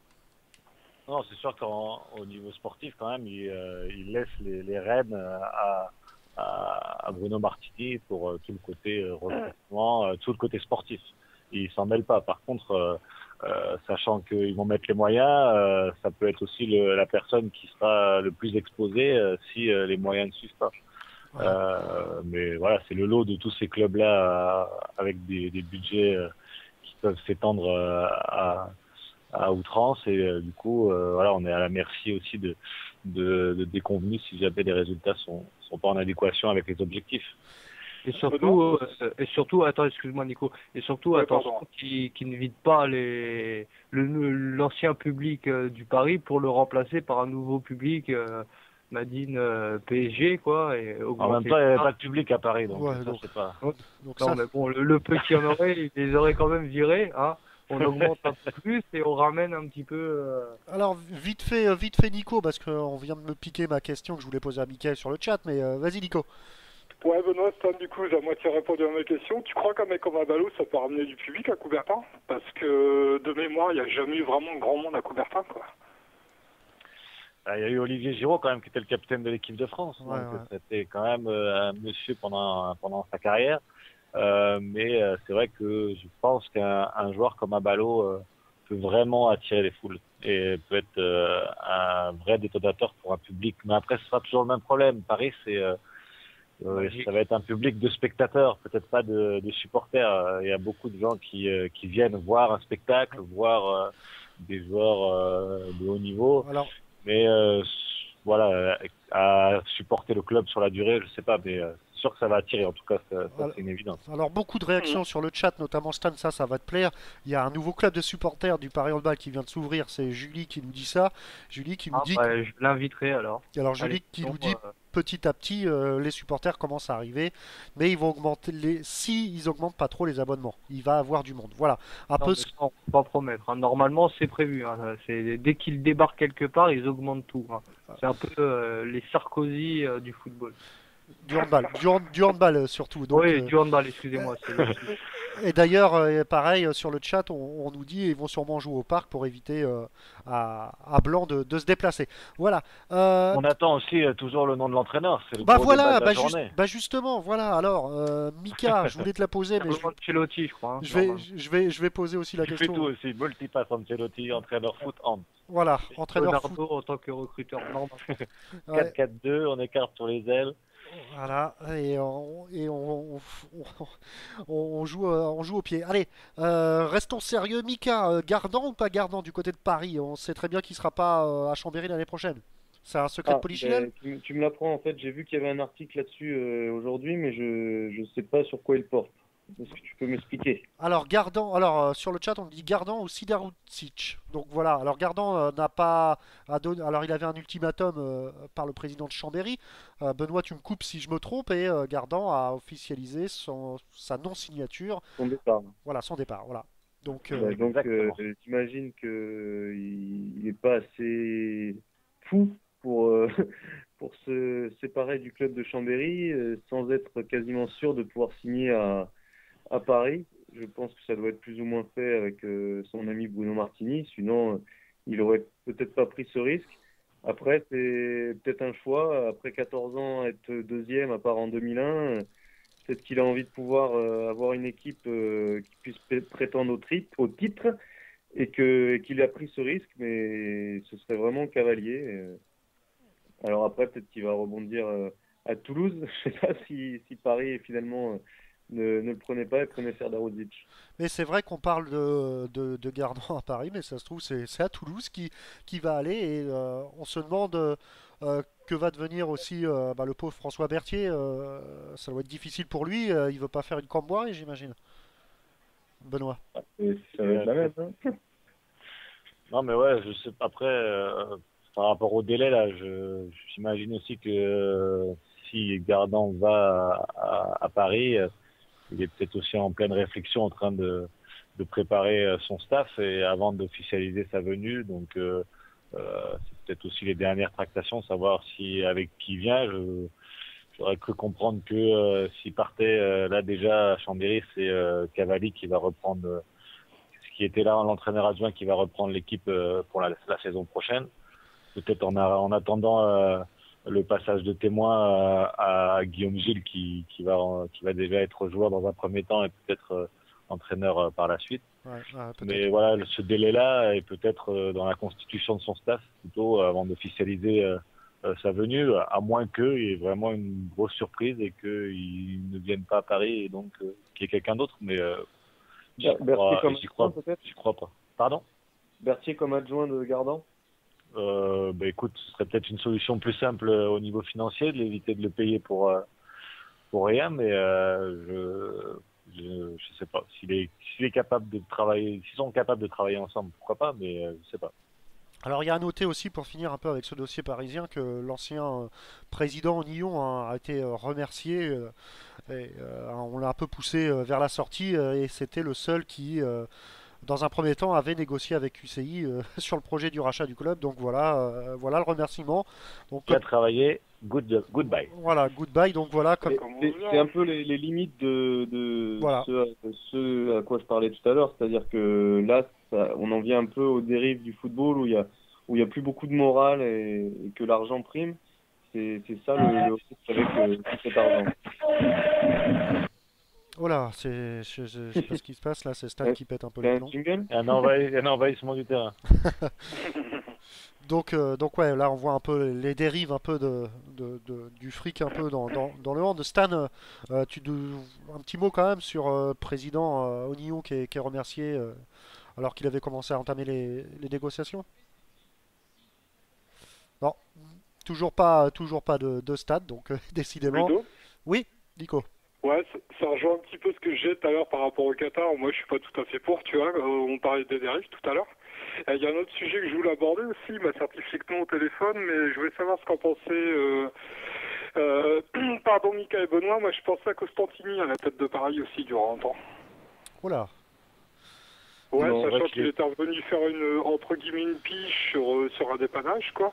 Il avait même pas pris part à la séance. Comment? Il n'avait pas pris part à la séance de manière... il n'était pas rentré dans le sportif, il était plus venu comme manager et travaillait plus sur l'état d'esprit, sur la confiance, sur un message nouveau à faire passer, mais il n'était pas rentré dans la séance proprement dit. C'était Berthier qui l'avait mené quand même. Lui s'était attaché à des valeurs un peu... ce qu'il fait actuellement là sur le management. Et moi, l'impression que donne Daniel, c'est que le banc de touche, ça lui manque un petit peu. Alors maintenant, je me trompe peut-être, hein. C'est mon avis, quoi. On va juste conclure cette page parisienne par ce que nous dit Juju Bargette. Alors je te dirai pas ce qu'a dit Indiana, hein, la morale à 2 balles de Iles, Mika. Donc ça je sais pas, c'est quelqu'un que tu dois connaître. Mais par contre la phrase est là, elle est bien résumée. C'est Onesta qui disait avoir 20 fois plus d'argent, ok, mais si c'est pour devenir 20 fois plus con, c'est pas la peine. Donc ça, je pense on peut finir là-dessus. C'est une bonne note, mes amis. Que pensez-vous de ce qu'a dit Onesta? C'est vrai. C'est vrai. Non, mais effectivement, je suis d'accord. faut pas non plus qu'ils foutent, voilà, qu'ils foutent un peu la merde. Pour l'instant, ça se passe bien en foot, donc je vois pas pourquoi ça se passerait mal en hand. Même si, bon, c'est un univers tout à fait différent. 21h28, le temps pour moi de laisser la parole à Benoît pour nous parler un peu de cette journée PK1, mercredi qui va se préparer. Alors on sera, nous, en direct, notamment peut-être avec Mika s'il est dispo, mais avec Stan et moi à partir de 18h pour tenir un peu la baraque du côté des studios, et puis bah, toi tu seras directement à Besançon. Exactement. Donc voilà, c'est l'ouverture d'un magasin PK1 qui veut. Oui, Benoît. Oui, pardon. Et donc qui veut vraiment s'implanter dans le handball et qui est très actif. Et par cette journée, ils vont regrouper énormément de sportifs, donc handballeurs en activité et anciens handballeurs de différentes époques qui ont marqué un peu l'histoire du handball, que ce soit français ou étranger. Et donc, lors de cette manifestation, il y a une séance de dédicace qui est prévue à 18h dans le magasin en question. Et donc, on va essayer d'être présent et donc de faire réagir un petit peu l'ensemble des acteurs de cette journée. On espère avoir le directeur commercial de PK1 pour qu'il nous parle un petit peu de sa marque. On espère avoir un maximum d'internationaux pour voilà, voir un peu comment ils sont à cette journée, mais surtout ceux qui se projettent un petit peu sur cette préparation olympique. Et puis voilà, on va essayer de voir aussi les gens qui sont sur place pour qu'ils nous donnent un petit leur avis sur cette saison, sur la relation qu'ils peuvent avoir, qui peut exister entre les joueurs et entre voilà, les joueurs et le public. Et voilà, ça va être une belle fête. On va espérer que tout ça soit fait dans la bonne humeur, avec plein de monde. Donc, et puis on va essayer de mettre en avant aussi notre jeu concours, puisque cette liste des 14 pour les JO est encore bien indécise, et donc seront à disposition des bulletins d'inscription avec la liste qu'on mettra dans une urne. Et donc voilà, on pourra faire le dépouillement tranquillement avec toutes ces listes et pouvoir vous annoncer les résultats début juillet. William Acambre, Mickaël Robard, Nobingo, Olivier Marou, Patrice Sanoné, Cédric Paty, mais aussi des joueurs de D1 avec l'équipe de Créteil, des joueurs du Paris Handball justement, les équipes de Pro D2 de Dijon, de Besançon, de National comme Belfort. Donc voilà, ça sera mercredi 6 juin, ça commence à partir de 10h jusqu'à 19h avec barbecue, avec énormément de lots et de petits goodies à gagner. Donc n'hésitez pas, si vous êtes du côté de Besançon ou dans la région, de passer et puis de passer la journée avec justement avec justement les stars de handball, vos stars justement de ce sport qu'on aime tant, avec un t-shirt en série limitée offert pour les 200 premiers. Enfin, énormément de surprises. C'est accessible à tous et c'est gratuit. Profitez-en. Donc voilà, c'est un peu ce qu'on voulait mettre en avant. Et puis il faut bien vivre aussi, Benoît. Mika, bah écoute Mika, je pense que on a fait le tour de cette saison assez remarquable, et puis Aix tremblait, donc voilà, on en a parlé beaucoup. 21h30, je pense qu'il est temps de partir en vacances, à moins que tu es dispo mercredi avec nous. Mercredi, alors c'est à quelle heure? 18h. Bah, je pourrais peut-être passer faire un petit coucou, à moins que je m'entraîne le mercredi à 18h, c'est possible. J'ai pas bien regardé mon programme. Alors quel est justement ton programme? Quand est-ce que tu es lâché officiellement par Aix pour partir en vacances? Bah, ça devait être le 16, et finalement il nous a encore donné une semaine de rap, parce que ça fait déjà 3-4 semaines qu'on fait de la muscu et qu'on en a un peu marre. Donc on a une semaine de libre où on a loué une maison, toute l'équipe en bord de mer. C'est l'avantage d'être dans le sud. Bon bah c'est parfait, nickel. Donc bah, vivement les vacances, et puis il y a les JO après qui nous attend, et on espère encore une belle saison l'année prochaine avec toi toujours comme spécialiste, Mika. Si vous me direz pas. Il n'y a pas de, il y a pas de, il y a pas de raison. Nicolas, on te remercie également d'avoir été avec nous. Et puis peut-être si tu es là un mercredi à 18h, tu passes, il y a de la lumière, on sera avec Stan et on va faire encore une bonne émission de Hand. Il n'y a pas de souci, pourquoi pas. Allez, 18h, Nicolas, Mika passera et puis il y a Stan qui sera là avec nous. Allez, ça roule, c'est vendu. Allez, Stan, ça va être difficile parce que 18h jusqu'à 19h, 19h30, tu seras avec moi et une heure après, t'enchaînes avec Liberté pour les auditeurs avec un invité exceptionnel. Toujours pas de Stan, donc tant pis, tant pis pour Stan. Et puis Benoît, pareil, même question. Quand Et est-ce si je suis de retour. Ah, donc je sais pas si tu m'entends. Fantomas, quoi. Non, je sais pas ce qu'il y a. Un petit souci technique, hein, bien sûr, ça peut arriver même au meilleur, hein, comme on dit. Non, bien sûr, mercredi présent, hein, dès 18h, on enchaîne bien sûr avec Liberté pour les auditeurs. Comme j'ai entendu, tu l'as dit, invité exceptionnel, bon, c'est vrai, hein, pour tout supporter parisien, c'est un invité exceptionnel, hein, c'est Michel Collard, hein, l'historique du Paris Saint-Germain, hein, du site Canal Historique, bien sûr. On le retrouve sur France Bleu avec Bruno Salomon dans Tribune PSG. Bien sûr des livres, hein, le dictionnaire du Paris Saint-Germain, c'est lui, hein, 40 stars, 40 histoires, c'est lui aussi, j'en passe et des meilleurs, donc on va dire que mercredi encore une bonne émission et une bonne journée qui s'annonce pour moi. Ouais, une grande journée hein, pour toi Stan, mercredi. Et puis Benoît, même question, à quand les vacances? Alors on a encore quelques obligations avec nos bénévoles, nos supporters, nos partenaires, différentes manifestations pendant encore une dizaine de jours. Il y a aussi un tournoi intercollège dont je m'occupe. Et au milieu de ça, on va pouvoir aussi décompresser puisqu'on part avec la caisse noire en Espagne avec l'équipe. Donc on va fêter un peu cette fin de saison et officiellement le 14 juin, on sera en vacances. Ouais, tous chez Iker Serrano du côté de l'Espagne, j'imagine. Ça va être une grosse fiesta. Pareil, Benoît, on se retrouve déjà mercredi, mais on se retrouve aussi l'année prochaine pour une nouvelle saison et on l'espère grandiose. Ludo? Eh ben, avec plaisir. Oui, Nico. Je voulais faire un bisou à Stan. Stan, vraiment, j'aime pas le PSG. Voilà. Ça c'est dit. Il est 21h35, le temps pour moi, parce qu'il y a à peine 7 mois, je connaissais le monde du handball, mais via la télé, et j'avais pas eu le plaisir de connaître deux gars exceptionnels, hein, et c'est Benoît Perabou et Michael Ilès, hein, c'est vraiment des mecs qui s'investissent et qui n'ont rien à gagner dans Handball ni RTS Radio, mais qui s'investissent de leur temps déjà, et pour vous faire vivre, vous, chers auditeurs, avec des invités exceptionnels, et ils bossent, croyez-moi, et vraiment, je voudrais les remercier. Ils m'ont fait connaître le monde du handball et c'est une autre facette de journaliste que j'aurais aimé souligner de ces joueurs exceptionnels. C'est vraiment une sacrée mentalité. Messieurs, je voulais vous remercier au nom d'Handball et je suis content de refaire partie de l'équipe l'année prochaine. Voilà.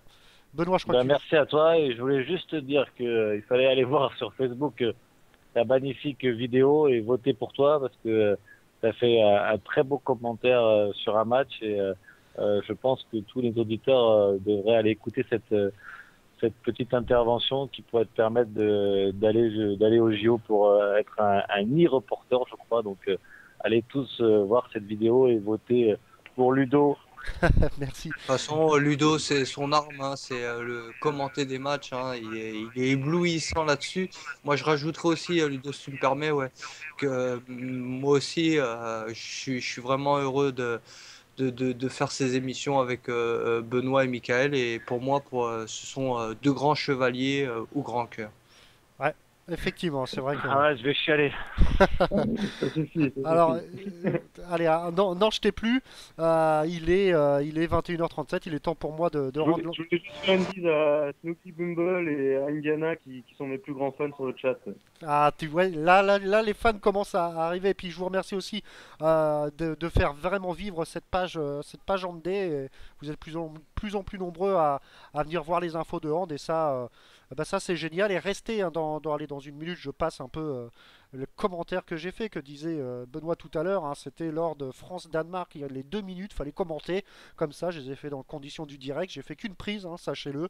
Après, ça donne ce que ça donne. Vous votez pour la meilleure, non pas pour moi. Il y en a quelques-unes, donc regardez, choisissez. Pour toi, faut être sauvage. Ouais. Ouais, en plus sérieux, je vais passer aussi un message, moi, comme la Tesla. Je suis super content d'avoir fait la connaissance de Michael Benoît, franchement. Et voilà, c'est fait. Les remerciements sont donnés. Je vous passe un L'école des fans, tout le monde est joli. Voilà, C'est allez. on t'aime. Allez, je vous passe. Tout le monde. Ouais, ciao, je vous passe les commentaires si ça marche parce qu'avec Facebook on n'est pas à l'abri de quelque chose. Et puis je vous dis à mercredi. 5-34 dans cette finale du championnat du monde 2011 face au Danemark. La France est à 2 petites minutes du grand bonheur. Onesta est debout, possession de balle pour cette équipe de France. Et c'est Jérôme Fernandez là qui va pouvoir aller défier le gardien. Oh Jérôme, oh super Jérôme, plus 2 pour l'équipe de France. Il reste 1 minute 20. Jouez attention, maintenant c'est le ballon, ça va vite du côté danois. On essaie de trouver le bras gauche de Mikael Hansen, mais c'est bien défendu par Daniel Narcisse. Récupération de Daniel Hansen dans l'axe. Oh, il va pouvoir frapper. Oh c'est Thierry. Oh super Thierry, on est là. Voilà, si vous voulez écouter la suite, hein, désolé pour les oreilles, hein, c'est un peu fort. Si vous voulez écouter la suite, bah, vous allez sur Facebook, hein, sur la page Andé, et puis vous cliquez, vous votez, et puis on verra. Allez. La drogue c'est mal. La drogue fait mal, ouais, la drogue tue, effectivement. J'ai foutu un peu le bordel chez moi quand j'ai fait ça, mais bon bref. Allez, on passe avec notre partenaire Hand Planet, et puis bonne soirée à tous, et à mercredi sur Radio Talk and Sport. Ciao, ciao.